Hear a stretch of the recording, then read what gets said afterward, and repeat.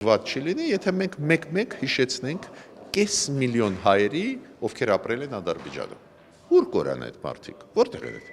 Բաքվում, Սումգայիթում, Կիրովաբադում, մեկ-մեկ օգտակար է հիշեցնել։ Ու ես մեր իշխանությունները ասում մեկ-մեկ հիշեցրեք։ Հա, ասեք, որ մենք չենք ուզում պատմական գիրկը ընկնել, բայց եթե դուք խոսում եք ինչ որ ադրբեջանցիների մասին, ովքեր նախկինում Հայաստանում ապրել են իրանց իրավունքների, հարգեք այդ կես միլիոնի իրավունքները, կես միլիոն, հասկանում եք, ու այդ թիվը ստուգել շատ հեշտ է, դա հայկական տվյալները չեն, դա սովետական միության տվյալներն են, ուրեմն իմ կարծիքով մերոնք շատ adekvat պատասխանում են, ուղղակի ես կառաջարկեի 1-2 էլի հարց դնել Ադրբեջանի առջև, օրինակ Ադրբեջանի սահմանադրության մասին թռուցիկ ասեց այսօր Արարատ Միրզոյանը, պես ակնարկ արեց, դեր սահմանադրությունն էլ ունի խնդիրներ, չէ, մեկ-մեկ հիշեցնել Ադրբեջանի, որ իր նարատիվները չբերի, չտարածի,